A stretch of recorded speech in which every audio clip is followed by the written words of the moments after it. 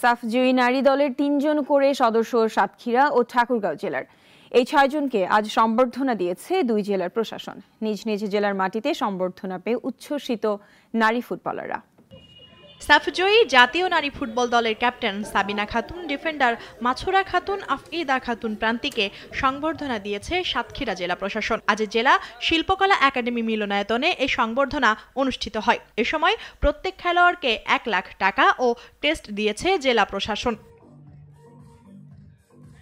এ সময় নারী ফুটবল দলের ক্যাপ্টেন সাবিনা খাতুন প্রতিভা অন্বেষণে প্রশাসনের আরও কার্যকরী পদক্ষেপের কথা বলেন। আমাদের প্লেয়ারের অভাব নেই, কিন্তু সমস্যা হচ্ছে আমাদের আসলে সঠিক পরিচর্যা করা হয় না। আমাদের স্টেডিয়াম আছে একটা, যেখানে আসলে আমার 15 বছর ক্যারিয়ারে আমি কখনো দেখি না যে সেখানে মহিলাদের কোনো টুর্নামেন্ট হবে।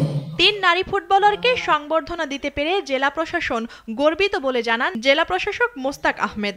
সাতক্ষীরাতে আসলে তাদেরকে পৃষ্ঠপোষক করার জন্য, তাদেরকে সহযোগিতা করার জন্য আসলে ক্ষেত্রগুলি দরকার। স্টেডিয়াম, ইনডোর গেমসের ব্যবস্থা, সুইমিং পুল ইত্যাদি কোনো ব্যবস্থাই নেই।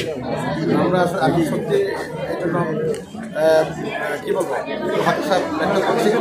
আমি আশা করি যে একটা উদ্যোগ গ্রহণ করবো, যাতে করে মানে খেলাধুলার জন্য সব উপকরণ দরকার, স্টেডিয়াম, ইনডোর এবং সুইমিং পুল সহ জিমনেশিয়াম, এই ব্যবস্থাটা আমরা গ্রহণ করব।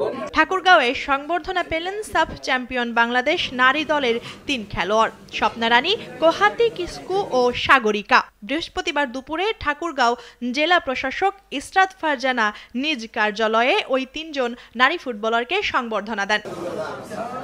নুনিয়া জুথি, নাগরিক, Dhaka. Double million offer Walton fridge কিনে পেতে পারেন 20 লক্ষ টাকা। রয়েছে কোটি কোটি টাকার নিশ্চিত উপহার।